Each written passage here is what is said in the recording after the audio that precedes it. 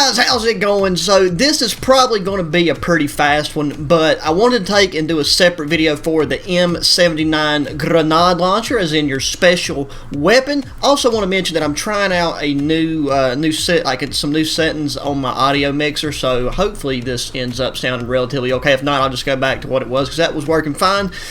But without further ado, so we're looking at our M79 grenade launcher. Now, just like a lot of our other, well, not a lot of our other, but just like our launchers and our knife, you know, there's no attachments you can actually throw on the weapon. So it's really just about what are you rocking with perks, and what are some tips and tricks to speed up through each individual camo. We'll start off talking about the perks and what we got set up here in our class, and then I'll go through each camo and just kind of explain some tips and stuff that I use to you know, really expedite the process, because I got this thing gold pretty fast. The game glitched on me a couple times and like not fully resetted my camos, but like didn't.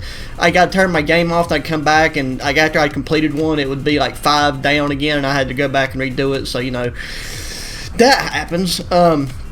But our perks don't really deviate too far from what I normally use. But with this, you'll definitely want flak jacket, because I mean, you know, you're going to end up using this thing up close and personal with people when you're trying to get kills with it. And splash damage is definitely a thing. It seems like these like launchers and like the regular launchers and this the grenade launcher can do more damage to you than it does to anybody else. And then tac mask, just because you don't want to be getting shot in the face every 2.5 seconds. For perks, we got assassin and scavenger. If you feel free to use something besides assassin. It's just I didn't find any need for gearhead or quartermaster, and then I never use tracker just because I don't like the ethics of it. And then we're going to use ghost and cold-blooded. Ghost and cold-blooded, I mean, ghost is just go-to because people are constantly popping up UAVs, and you're going to need to be able to position yourself in certain areas for certain things, especially whenever you're trying to destroy vehicles on larger maps. If you're trying to hide behind some rocks, hide, you know, around a building, wait for some people to hop on some machinery, some, you know, motorcycles and or snowmobiles and or tanks, you're going to, or well, I guess in speedboats too, even though that map wouldn't like highly recommend it because people don't seem to use the speed, like the jet skis as much as they should. But and then cold-blooded, because when it comes to like sentry guns and things, it's very helpful to be able to like sneak up on them. And then once again on the larger maps, people call in aerial score streaks. It's just nice not to be getting lit up every 2.5 seconds and miss out on some good opportunities, because you're going to be fighting tooth and nail with other players in those larger maps to take out people that are using vehicles. There's the perks. When it comes to like your tactical, your lethal, and your field upgrade, it doesn't matter too much. I would recommend stem shot, because I mean, normally, you know, if somebody's got flak jacket and you're trying to get kills with people, it's just handy to stick with the stem shot option. Lethal, all up to you. I still prefer the frag grenade. And then field upgrade, we got the field mic right now, and that was helpful on Nuketown and stuff whenever I was going for the long shot kills, because I could put the field mic up and I could know when spawns was changing on my end so that I could get out of the way. I could move and, you know, just go ahead and rotate without having to take a L. And it also makes it easier too, because when those spawns flip, you can take and get a kill, and you'll have, you know, you can pick up the scavenger pack. Because scavenger is huge, because you start off, you know, you got 2 shots, you got 1 in the tube, and then one in your pocket. So you're going to constantly, you know, need to be picking up scavenger packs in order to like replenish your ammo for this weapon.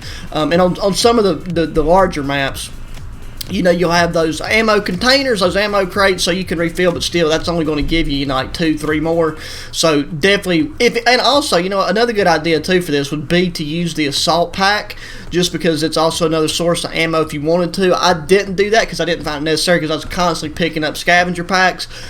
But to each their own. You know, if you have a nice little sweet honey hole spot where, you know, you're able to be getting your long shots and stuff, and you want to stay there, then it would be a good idea, you know, to have that assault pack ready to throw out, so you don't have to go, you know, dropping bodies to pickpocket them. But you know, keep that in mind. Just let that cycle through your heads. Now, looking at the camos for spray, 5 enemies. This is just one where you got to get kills, and that'll happen right quick, fast, in a hurry. So don't fret over that. One thing I'll say too, and just in case this is the first video you've seen, One thing that I did that really made working on the multiplayer camos a lot more enjoyable and a lot easier was I leveled this thing up in zombies, because I was able to like level it up extremely fast in zombies, and part of that is because I was doing it on a double XP weekend, and then whenever I was using it in multiplayer, I used double XP tokens just because I want to go ahead and get this thing leveled up. That way I was, you know, knocking out multiple camos at a time, and that's just, you know, that's a speedier way to do it. But if you just play multiplayer, no worries. Then for the second one, 5 long shot kills. This is the last one that I ended up working on, just because the game seems to be a little bit on the iffy side when it comes to, you know, deciding what a long shot is, because I got kills on some bigger maps very far away and it didn't get a long shot medal, and then on Nuketown there's 2 beautiful spots that does not seem like that far away, but that you get long shots every time you get a kill. And that was what, after I found those 2 spots, I was able to like get through it extremely fast. Then for this one we got, and I'll talk about that too when I start talking about the game modes and the maps. With this, get 2 kills without dying 5 times. That one actually, that's one of those things, it'll just happen by the time you get done with it. That one might sound hard, but it's not, because like this one, that's super easy peasy lemon squeezy. Destroyed 10 equipment, score streaks, or vehicles. That one's super easy because equipment counts, so like the proximity mines, the field mics, all that stuff. That one gets done in no time. Shoot and kill 10 enemies taking cover from you multiplayer. This one can be a little bit confusing, but it's basically like anytime somebody's like up in a window and like the house is on Nuketown. Nuketown's where I've like, you know, figured like got all those out, and it was mostly from shooting people in the window. Or, you know, if you shoot it and somebody's in the garage and they're hiding behind like the garage door or whatever, that counts. So that's another one that'll, you know, it's nothing to worry about. This one right here was the second, the one that took me the second longest amount of time to do, which was destroy 3 score streaks or enemy vehicles in a single game 10 times.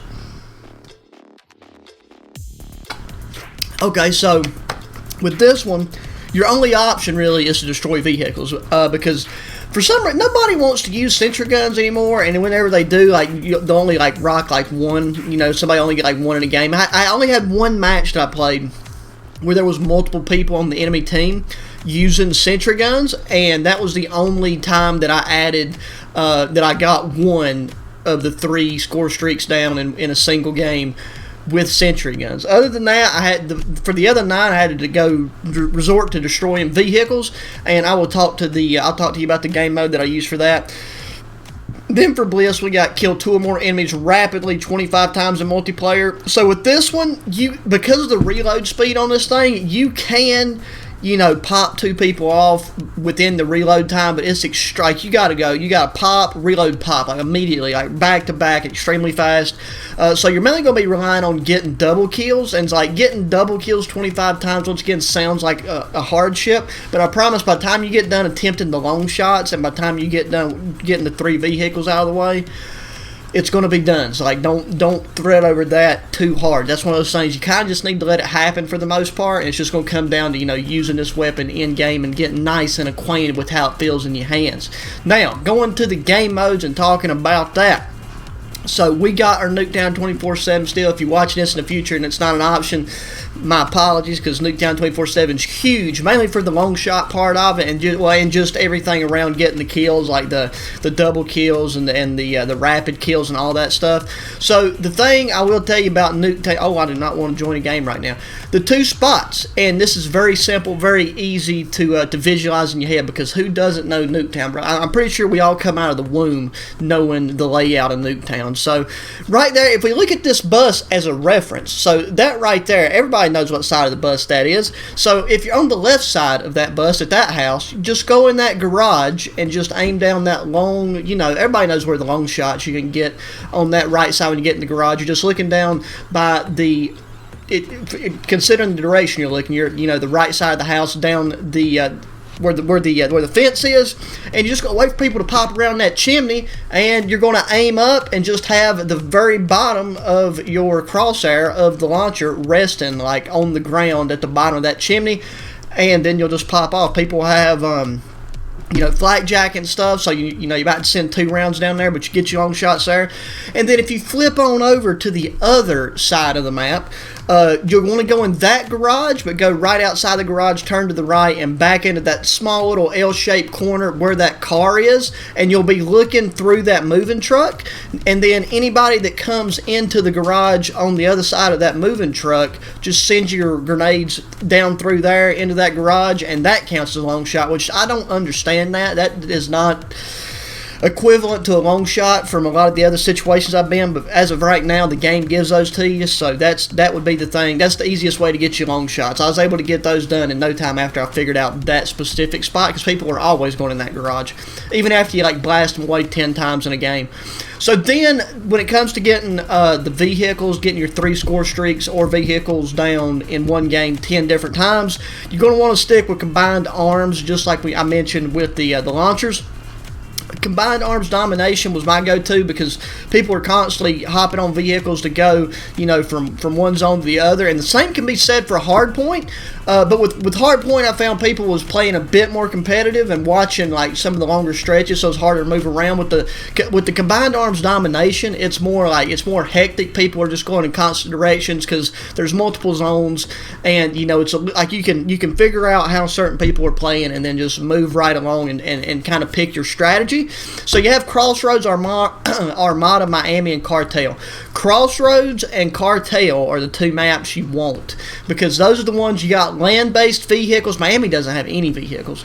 So Crossroads, you got Crossroads is one where you got your snowmobile and your tank, and that was the one where I found getting the most, like completing that camo the most, and what ultimately led to me completing the camo. Cartel, you got the motorcycles, but it's like after you take and knock out 1 or 2 people on the motorcycles, they just stop using them, and most of the time. And there's rarely ever, there's rarely ever more than 1 or 2 people that even use the motorcycles at all from the many matches that I played. So Crossroads as much as you can. Armada, I actually completed one of them in Armada, because there was I ended up getting a game and people was using jet skis, so like I would ride up on the jet ski, I already have my launcher equipped, so I'd hop off as soon as I got near them and then just blast the jet ski, 1 shot, boom, there you go. The problem with the tanks and then those boats that have machine guns mounted to them is they're basically a 3-shot with the launcher. The boats definitely are. But you'll have teammates shooting at it and all this other stuff, and if you're not the one that delivers the last shot to whatever vehicle you're trying to destroy, you don't get credit for it. So I can't tell you how many times I got, the tanks or that boat or whatever else down to like a flea fart of health, and then somebody goes and shoots it with a 22 and the thing blows up and I don't get credit for it. So I wouldn't worry about that too much. If you can take and catch those when the health is down at the very end, and then send one of your grenades at it and blow it up, then you'll get credit. So if anything, just be patient and wait for somebody to get the health down to the point where 1 shot from your grenade launcher will take it out. Now, this I feel like that's pretty much the best the best tips and tricks that I found while working on it. It's not really that bad. Like, it wasn't nearly as bad as working on my launchers, I'll be honest with you, because I mean technically this still is a launcher, they just got it in the special category. And yeah, guys, I mean it's a pretty dope weapon. It's very fun to use. It's versatile. You can't see jack diddly whenever you have the camo equipped and you get it in that view angle. The thing I don't understand is why they haven't made it to where whenever you inspect the weapon, it doesn't show whatever camo you've currently got equipped. I hope that's something they change in the future. But anyways, guys, there you go. That is the M79 grenade launcher tips and tricks for you. I hope it helps you out. Most of them are similar to the launchers, but this thing is, it's a bit of a different beast. But it's one that I will actually continue to use as a secondary, unlike the other launchers, because you can really body people with this thing once you get dialed in with like the ranges and how to use the rangefinder, which is the reticle on it. So yeah, guys, look, as always, thanks for watching. Let me know if the audio is, well, I mean, I'll figure it out too in editing, but like, let me know if you like this audio over the previous audio as far as the microphone goes. And yeah, be sure to thumbs up button, subscribe if you haven't already, share your friends, and until the next one, adios.